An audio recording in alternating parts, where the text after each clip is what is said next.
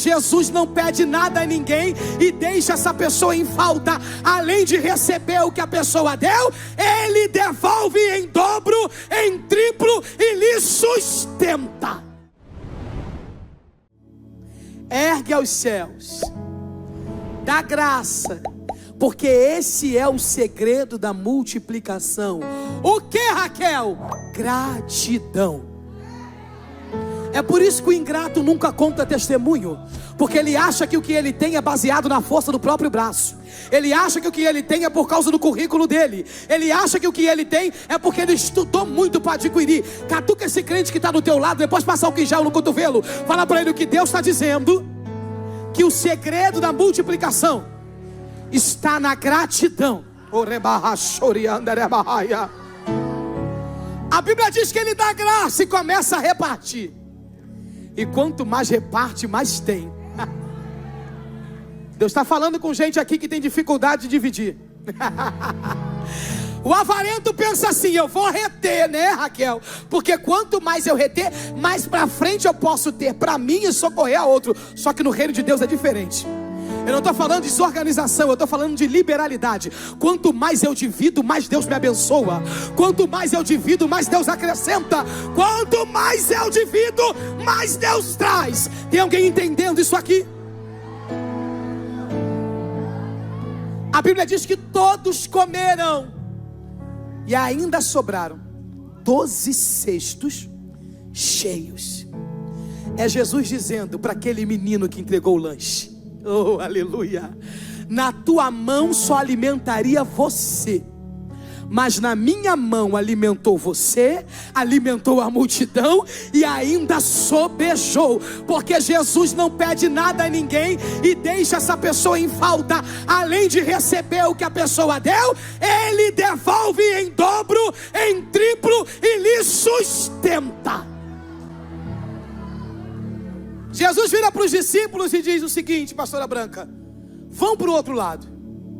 Eu vou atender o povo, eu vou fazer um gabinete aqui, porque aonde Jesus estava, tinha milagres, prodígios, sinais, maravilhas, mas também você vai ver em toda a Bíblia Ele falando com o povo, cuidando de gente, cuidando de pessoas, abraçando, aconselhando, ensinando.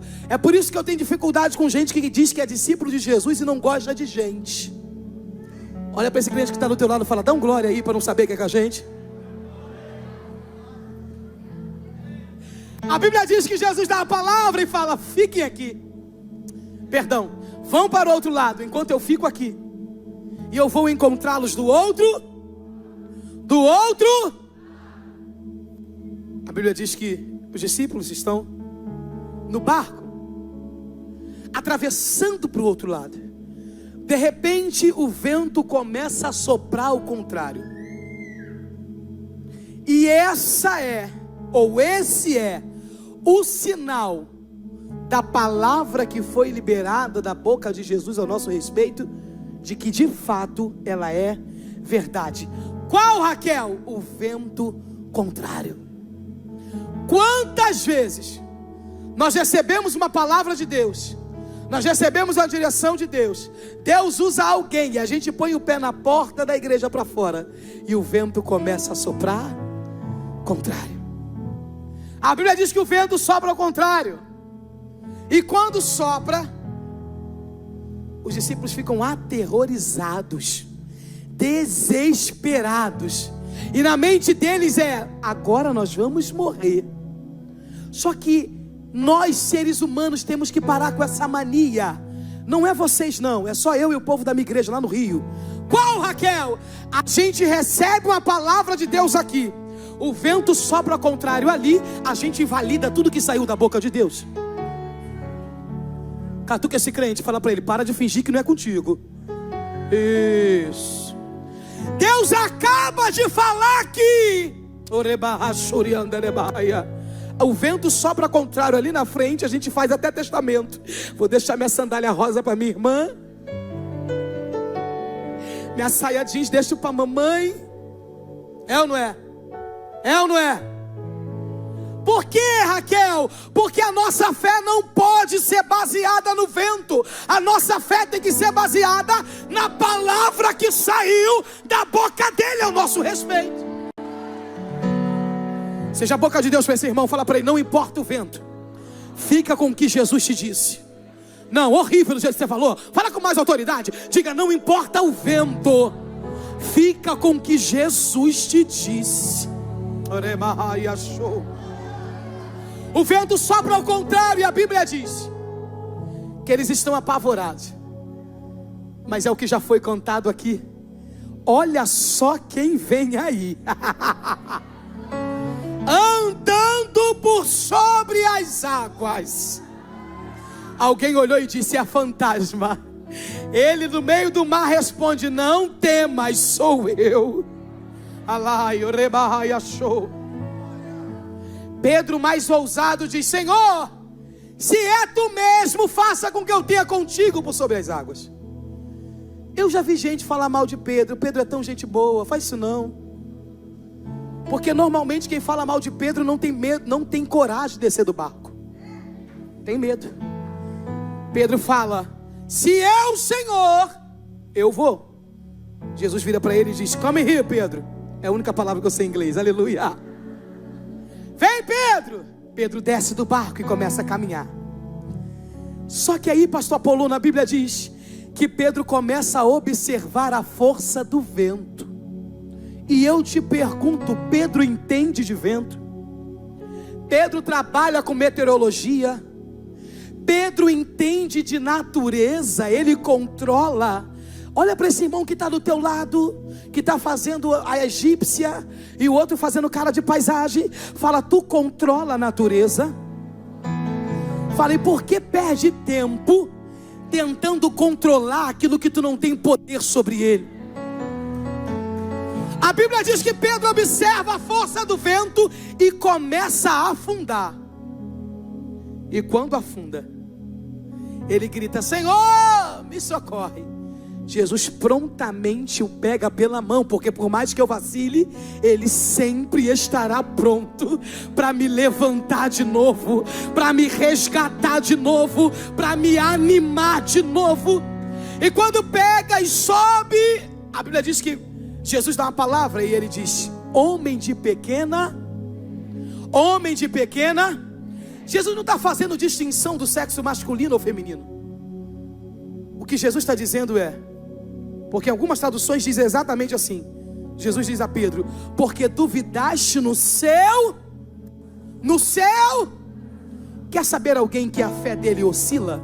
Ora ele diz que Deus é fiel, ora ele diz que Deus não vai fazer, ora ele diz que acredita, ora ele diz que é exagero, ora ele diz que adora, ora ele diz que não precisa disso tudo para adorar. É gente que oscila na fé. Homem de pequena fé. Jesus está dizendo para Pedro: Pedro, era só você manter a mesma fé que te fez sair do barco, que você chegaria comigo do outro lado. Você olha para quem está do teu lado e fala: o que Jesus está dizendo é para nessa noite você ter uma fé constante. Faz assim para ele, ó: constante. Isso.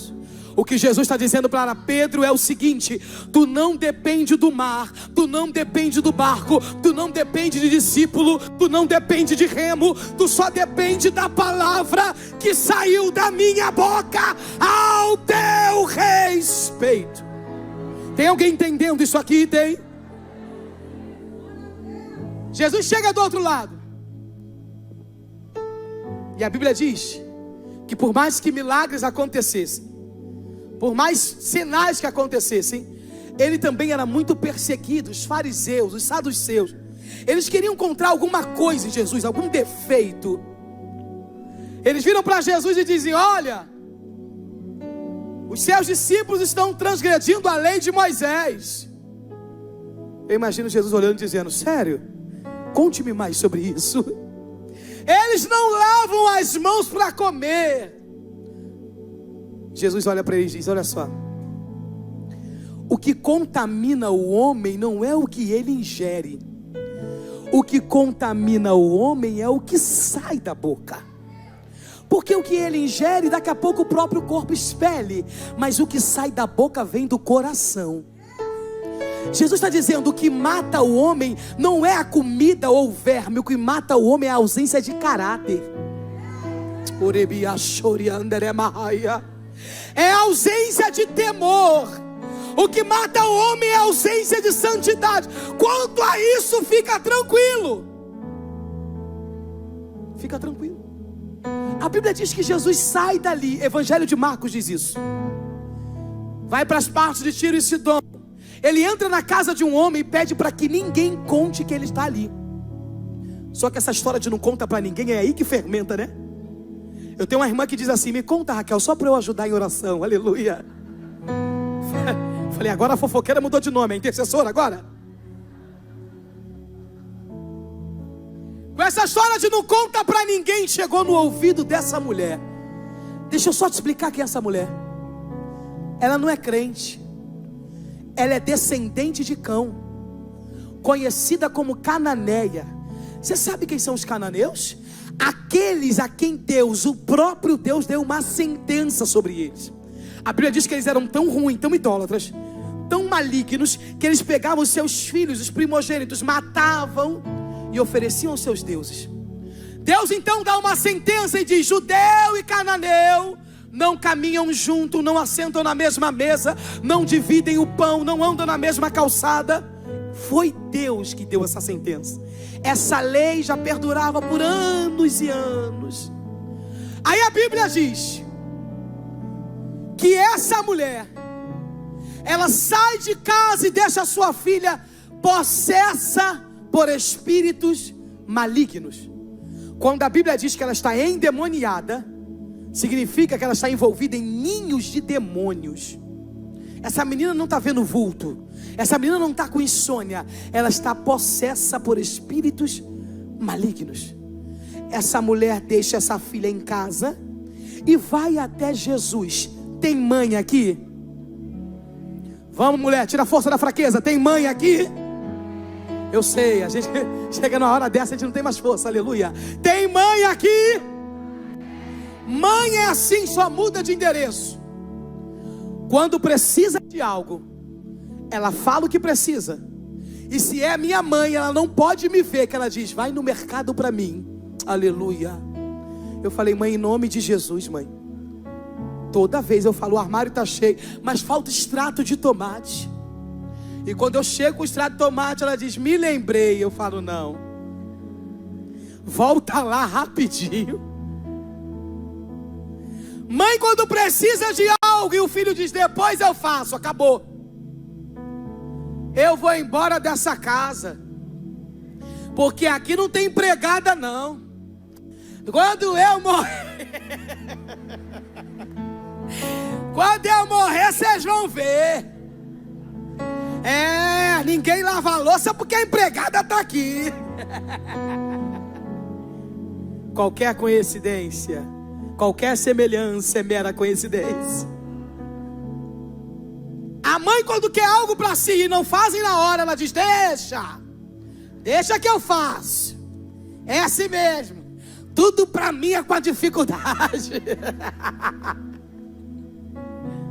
Só que quando a mãe precisa de algo para um filho, enquanto ela não consegue, ela não desiste. Enquanto ela não recebe, ela não abre mão.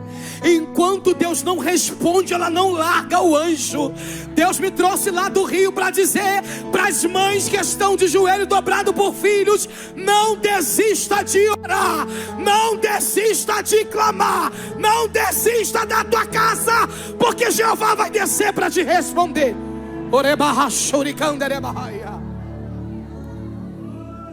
A Bíblia diz que ela chega gritando, e é assim mesmo, irmão. Pode ter a etiqueta que for, filho doente, esquece. A gente já entra no hospital gritando, aleluia. E o que me dá raiva é que a criança em casa está com 40 graus de febre. Quando chega no hospital, ele sai correndo no hospital inteiro. Me dá um ódio. Você vira para o médico e diz: está morrendo, é criança? Tô não. Eu falo: inimigo, como é que usa uma criancinha dessa? Criança em casa assim, ó. bronquite no último grau. Quando tu chega no hospital, ele corre uma maratona. Mãe, quando precisa de algo para filho, não desiste. A Bíblia diz que ela chegou gritando. Ela está dizendo: a minha dor é maior do que qualquer etiqueta, é maior do que qualquer lei, é maior do que qualquer julgamento. Ela chega gritando e o grito dela é: filho de Davi, tem misericórdia de mim.